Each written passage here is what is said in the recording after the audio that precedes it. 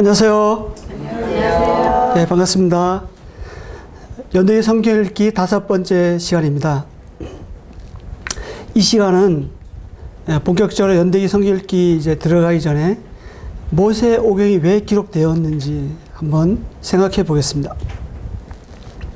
모세 오경이 왜 기록되었을까요? 제가 이 질문을 드린 이유는 이 질문 속에 중요한 의미가 담겨져 있기 때문입니다. 모세 오경이 왜 기록되었는지를 알면 성경 전체의 어떤 흐름을 조명해 볼 수가 있습니다. 먼저 모세 오경을 지리적으로 한번 보겠습니다. 보신 바와 같이 이제 위에 있는 흐름도와 같이 보시면 이해가 빠릅니다. 모세 오경이 뭔지는 아시죠? 창세기, 출애굽기, 레위기, 민수기, 신명기입니다. 이제 어떻게 흐르고 있는지 간략하게 보시겠습니다. 창세기는 에덴 동산에서 시작해서 하란을 거쳐 애굽으로 내려가는 여정을 기록하고 있습니다. 그리고 출애굽기는 애굽에서 출발하여 홍해를 지나 시내산에 이르는 여정을 기록하고 있죠. 그리고 레위기는 시내 광야에서 1년간 머문 기간을 기록하고 있습니다. 민수기는 시내산에서 출발하여 광야 38년간의 하나님의 특별 훈련을 받는 과정을 기록하고 있습니다. 그리고 그 모압 평지에 이르는 여정을 기록하고 있습니다. 그리고 신명기는 모압 평지에서의 1년간 머문 기간을 기록하고 있습니다. 자, 제가 이것을 말씀드리는 것은 모세 오경, 지금 지리적으로 모세 오경을 지금 보았는데요. 모세 오경의 중요한 터닝 포인트가 있습니다. 그 지점이 과연 어디일까요? 예. 제가 이렇게 보기에는 이게 출애굽기 19장 말씀입니다. 19장에서 시내산에 도착하잖아요. 출애굽기 19장 1절에서 6절 말씀을 보시겠습니다.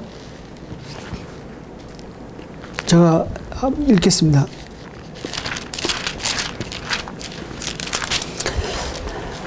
(19장) 1절에서 6절 말씀 보면 이스라엘 자손이 애굽 땅을 떠난 지 3개월이 되던 날 그들이 시내 광야에 이르니라. 그들이 르비임을 떠나 시내 광야에 이르러 그 광야의 장막을 치되 이스라엘이 거기 앞에 장막을 치니라. 모세가 하나님 앞에 올라가니 여호와께서 산에서 그를 불러 말씀하시되 너는 이같이 야곱의 집에 말하고 이스라엘 자손에게 말하라. 내가 애굽 사람에게 어떻게 행하였음과 내가 어떻게 독수리 날개로 너희를 업어 내게로 인도하였음을 너희가 보았느니라. 세계가 다 내게 속하였나니 너희가 내 말을 잘 듣고 내 언약을 지키면 너희는 모든 민족 중에서 내 소유가 되겠고 너희가 내게 대하여 제사장 나라가 되며 거룩한 백성이 되리라. 너는 이 말을 이스라엘 자손에게 전할지니라. 라고 이제 말씀이 나옵니다. 이스라엘 민족은 출애굽하여 시내산에 이제 이르렀습니다. 그리고 하나님께서 모세를 부르시죠. 그래서 이스라엘 백성들, 하나님께서 이스라엘 백성들 왜 애굽에서 그 애굽 노예 생활에서 불러내어 이곳에 이르게 했는지, 그리고 앞으로 왜 가나안 땅으로 인도해야 하는지 그 목적을 여기서 말씀해 주고 있는 거예요. 그리고 그것을 백성에게 알리라. 그렇게 말씀해 주고 있습니다. 출애굽기 19장 이후에 이제 십계명과 여호와의 율법이 나오거든요. 그 이전에는 이스라엘 백성들이 창세기 이제 1장에서 이제 출애굽기 18장까지 출애굽한 그 과정을 그리고 있잖아요. 그 전원점이 19장입니다. 이 말씀을 받은 모세는 이제 백성들을 불러놓고 이제 대언을 합니다. 이것이 모세 오경을 왜 기록하였는지 설명해 주는 중요한 단서가 됩니다. 모세 오경을 왜 기록하였을까요? 예. 두 가지로 요약될 수 있습니다.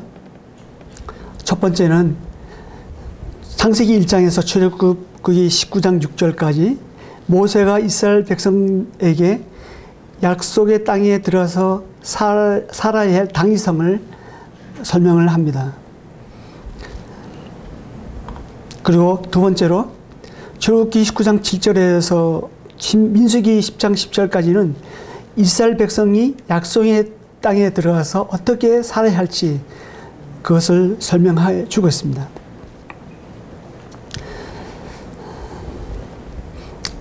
그리고 그 민수기 10장 10절 이후에 이제 출발하잖아요. 가나안 땅으로. 좀 더 자세히 이제 말씀드리면 이렇습니다. 첫 번째로 출애굽기 19장에서 모세는 이스라엘 백성에게 우리가 여기까지 어떻게 오게 되었는지 설명을 합니다. 그리고 창세기 1장부터 시작해서 출애굽기 19장 6절까지 이스라엘 백성이 약속의 땅에 들어가서 살아야 되는 당위성을 설명을 합니다. 그 당위성이 무엇이냐 하면 바로 이스라엘 백성의 정체성입니다. 그것을 일깨워주는 것에 있습니다. 그것은 뭐냐면 우리 민족이 왜 생겨났는지 그것을 역사를 거꾸로 이제 가면서 이제 설명을 하는 거죠. 그래서 창세기를 기록해야만 했던 거예요. 창세기는 어떤 진화론자를 반대하기 위해서 의도적으로 기록한 것이 아닙니다. 창세기 기록 목적은 바로 이스라엘 백성들의 정체성의 뿌리가 어디에 기인하고 있는지를 알려주는 거예요. 그래서 이스라엘 백성들이 우리가 이제 이스라엘 백성들이 시내산에 다 도착해 있잖아요. 우리가 어떻게 여기까지 오게 됐는지 해서 거꾸로 해서 우리가 어떻게 여기까지 오게 됐는지 우리가 애굽에 있었잖아요. 그 이스라엘 백성의 입장에 봐서는 그 이스라엘 백성들이 애굽에 왜 어떻게 이렇게 살게 됐는지 그게 살게 된 것은 야곱의 가족 70명을 이주했기 때문에 살게 됐잖아요. 그 야곱의 가족이 어떻게 생겨났는지 그 거꾸로 가면 야곱은 이삭을 통해서 났잖아요. 이삭은 어떻게 생겨났는지 이삭은 아브라함을 통해서 생겨났잖아요. 아브라함은 어떻게 생겨났는지 아브라함은 원래 처음부터 존재한 사람이 아니었잖아요. 그런데 세상 이 나라에서 한 사람 바로 우리 민족을 이스라엘 백성들 나와 여러분들을 이제 이곳에 이르게 하기 위해서 우리 이렇게 민족을 만들기 위해서 아브라함 한 사람을 택했다. 그걸 설명해 주거든요. 그럼 아브라함이 있기 전에 어떻게 존재했는가? 아브라함이 하나님의 부름을 받기 전에는 이 세상에는 죄가 관행했다. 그래서 바벨탑의 사건이 있었죠. 그 전에 노아 홍수가 있었죠. 그리고 가인 아벨의 사건이 있었고 아담과 하와가 있었고 아담과 하와는 어떻게 기인했는가? 이스라엘 백성의 정체성도 올라가면 바로 하나님으로부터 시작된 거죠. 바로 하나님께서 자기 형상, 하나님의 형상대로 사람을 만들었잖아요.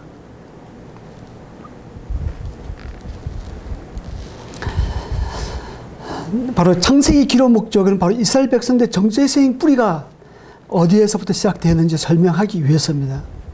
그래서 구전으로부터 전해 내려오는 이야기들을 이제 모아서 성령님의 감동하심으로 기록하게 된 것이죠. 생각해 보세요. 출 바벨론 할 때도 마찬가지입니다. 출 바벨론 할 때 그 기록된 것이 뭐냐면 역대기 상하예요.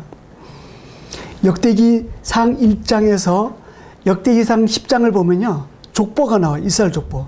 왜 이스라엘 족보를 10장을 거쳐서 쭉 설명하고 있을까?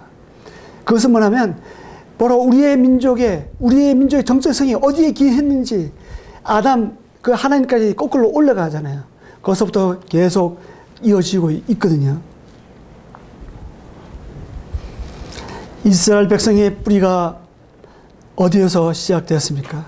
하나님입니다. 하나님은 자기 형상고 하나님의 형상대로 사람을 창조하시고 복을 주셨어요. 어떤 복이냐 하면요. 창세기 1장 28절에 보면요. 생육하고 번성하는 복, 그리고 땅을 정복하는 복, 모든 생물을 다스리는 복을 주셨어요. 이것이 하나님 나라의 원형의 모습입니다. 근데 아담과 하와가 하나님 주권을 거부했잖아요. 그때 죄가 세상에 들어왔습니다. 그 죄는 사람들을 무질서하게 만들었어요. 모든 관계를 끊었습니다.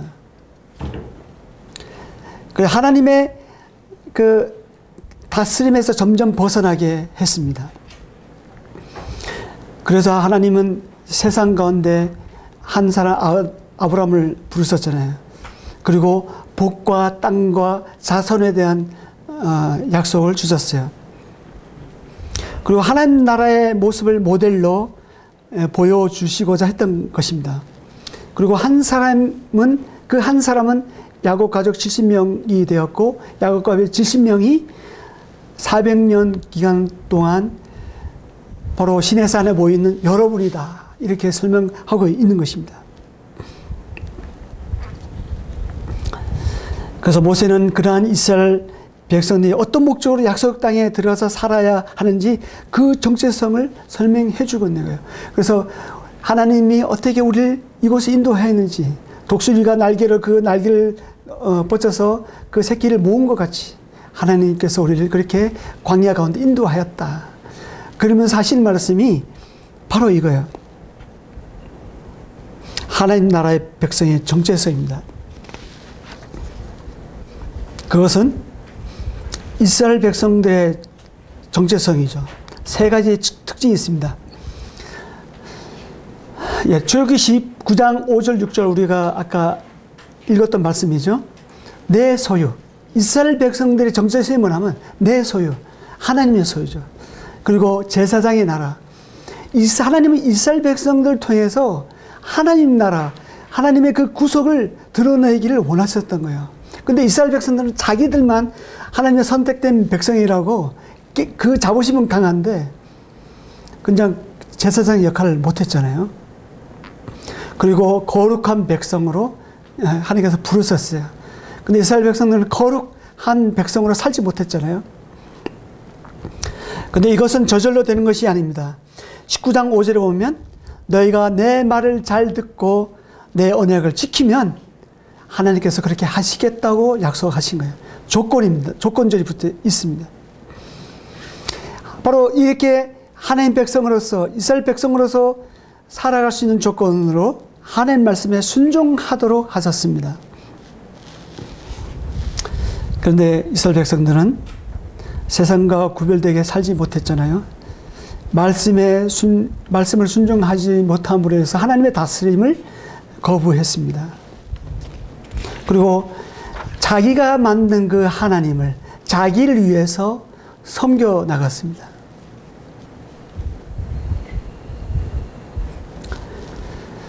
자, 지금까지 이제 우리가 모세 오경을 기록한 목적 첫 번째로 그것은 이스라엘 백성의 정체성이다. 왜 하나님께서 우리를 이곳에 부르고 모으게 하셨는지 그것은 세 가지라고 말씀드렸죠. 그리고 하나님께서 이스라엘 백성 모세 오경을 기록한 목적이 뭐냐면 이 모인 이스라엘 백성들이 앞으로 가나안에 들어가서 살게 되는데 그 가나안에 들어가서 어떻게 살아야 할지 그것을 말씀해 주고 있는 거예요. 그것을 어떻게 살아야 할지를 말씀해 주고 있는 것이 뭐냐면 출애굽기 19장 7절부터 쭉 신명기 10장 10절까지 쭉 나온 거예요. 10계명부터 시작하죠. 하나님을 사랑하라, 이웃을 사랑하라. 그리고 하나님은 제사 예배하는데 어떻게 해야 되고 이웃에게 피해 줬을 때 어떻게 해야 되고 여러 가지 그런 그 말씀들을 합니다. 그런데 이스라엘 백성들은 자손과 땅의 약속은 이루어졌습니다. 가나안 땅에 들어가게 됨으로 해서. 그런데 하나님의 주권에 대한 약속은 스스로 거부했습니다.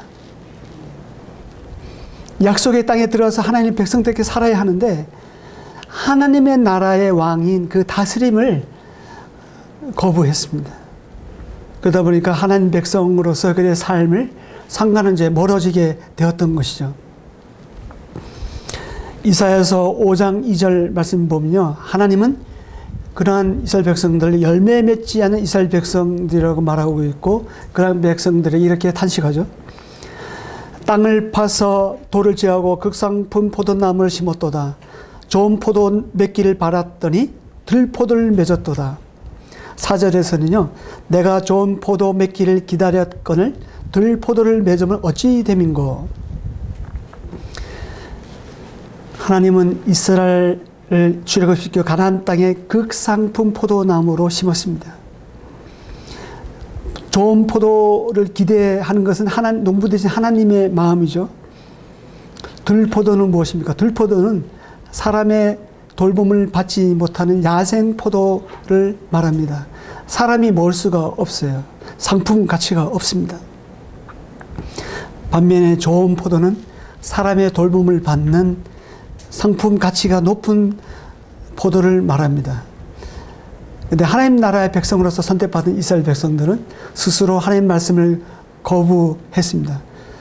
그렇게 하다 보니까 농부 대신 하나님의 돌봄을 스스로 거부한 거예요. 돌봄을 받지를 못했잖아요. 그러니까 자연히 들포도를 맺을 수밖에 없었죠.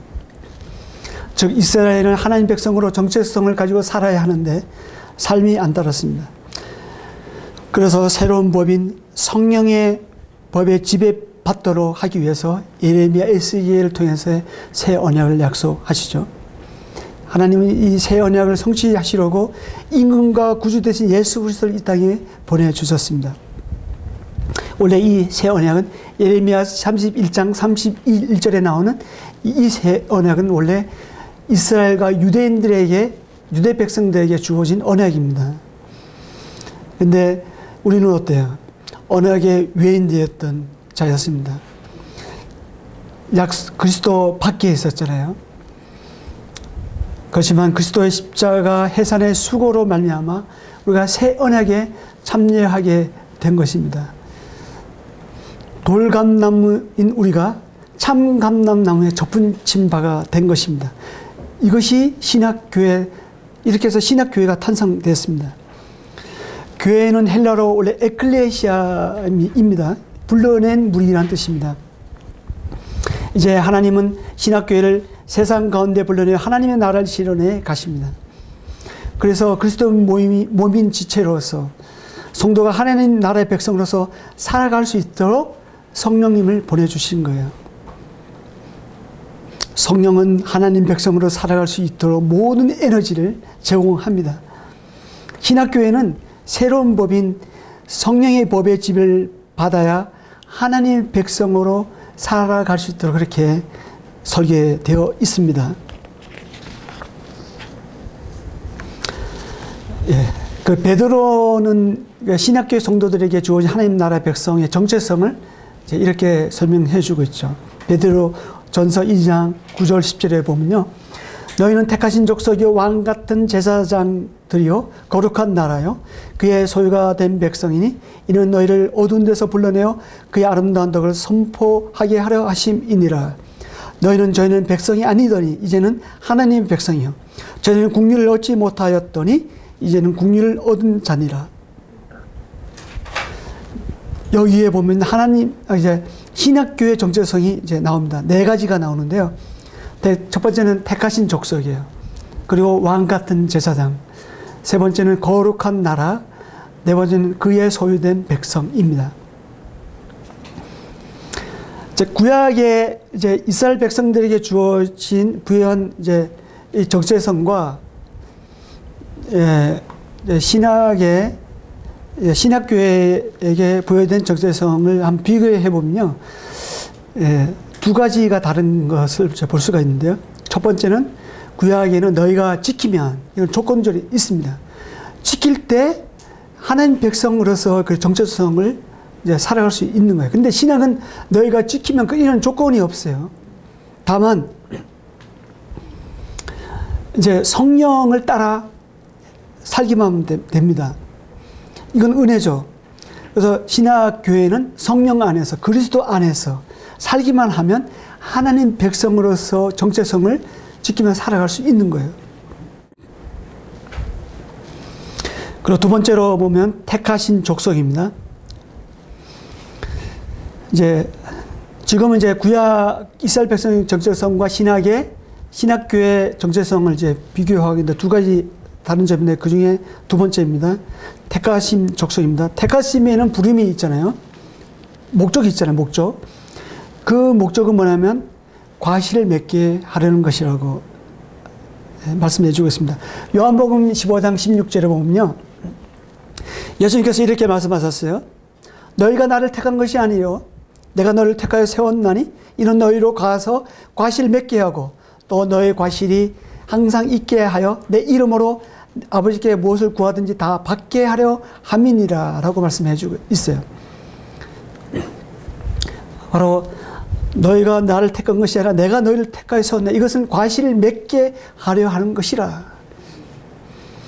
구약의 이스라엘 백성들은 좋은 포도나무를 기대했습니다. 그렇지만 맺은 것은 들포도였잖아요. 신약교회는 주님께서 과실을 맺게 해주시겠다는 거예요. 구약의 백성들처럼 어떤 우리가 노력해서 되는 것이 아닙니다. 주님께 붙어 있기만 하면 주님께서 우리를 통해서 과실을 맺게 해주시겠다는 거예요.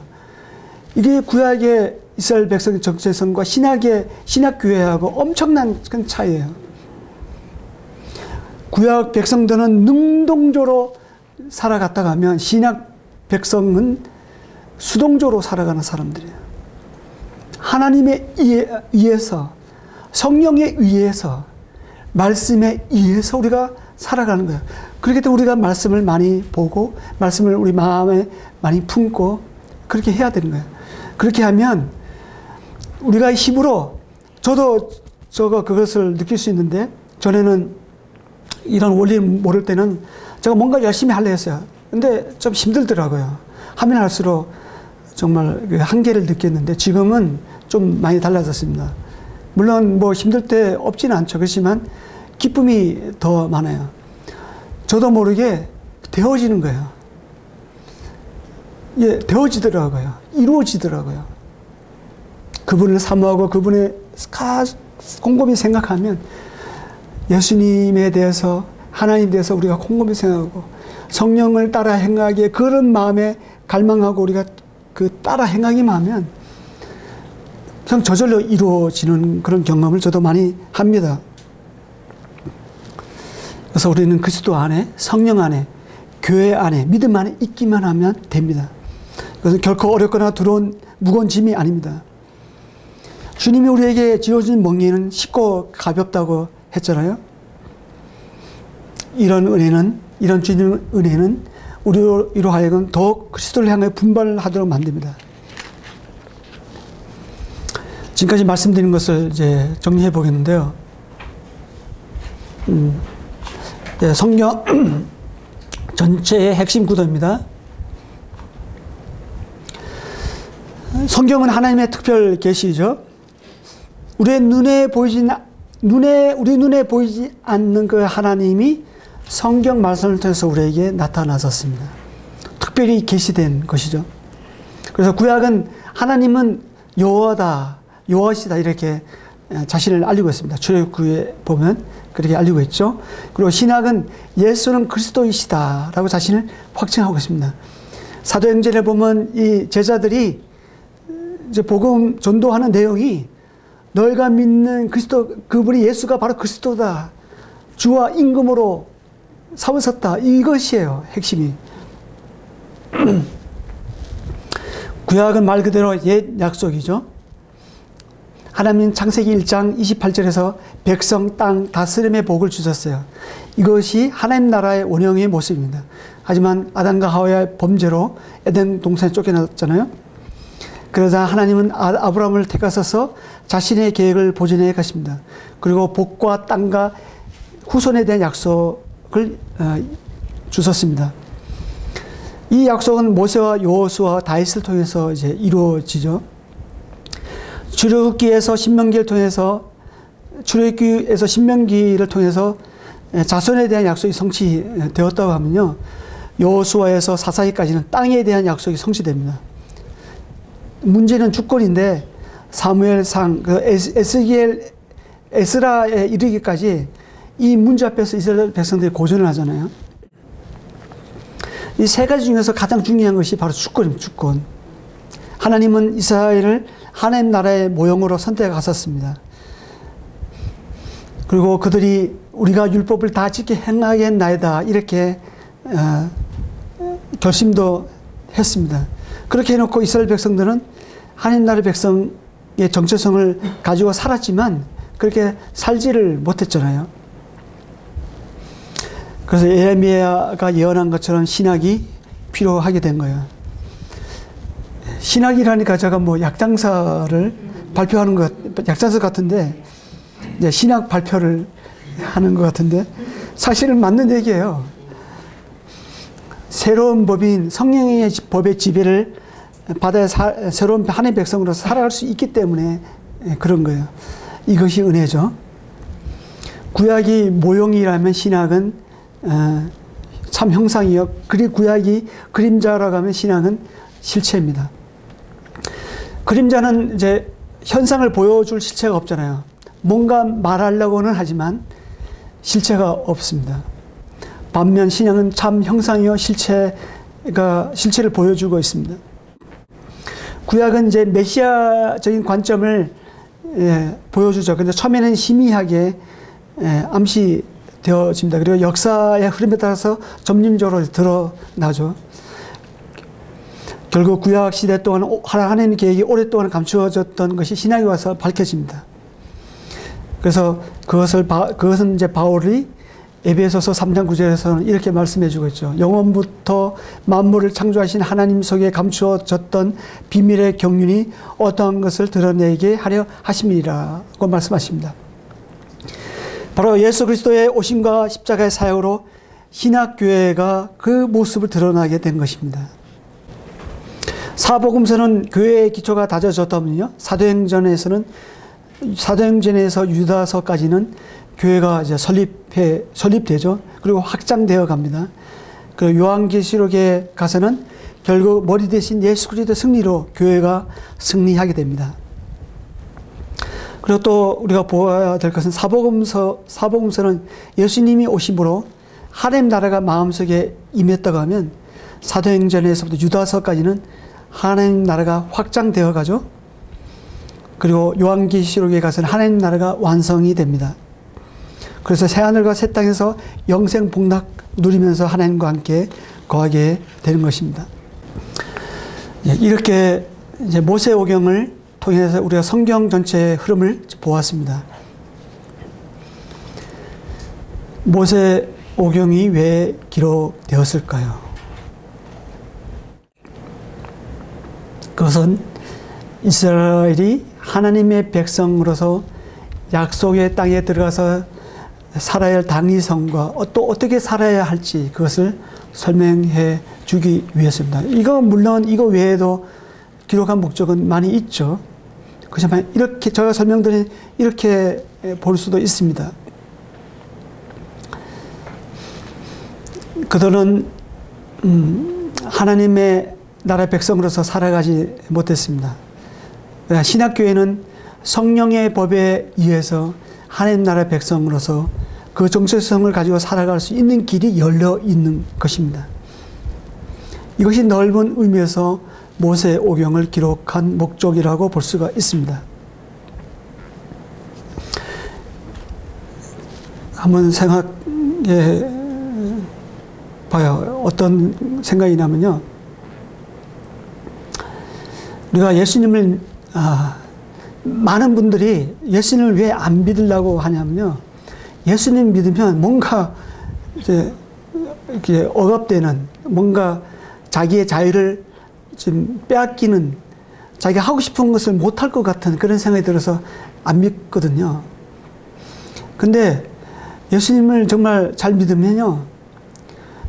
정말 그 안에서 얼마나 큰 자유와 그 쉼과 누림이 있는지 그 예수님을 믿으면 행복할 수밖에 없어요. 근데 예수님을 믿는 사람이 늘 막 실패하고 나는 안 돼.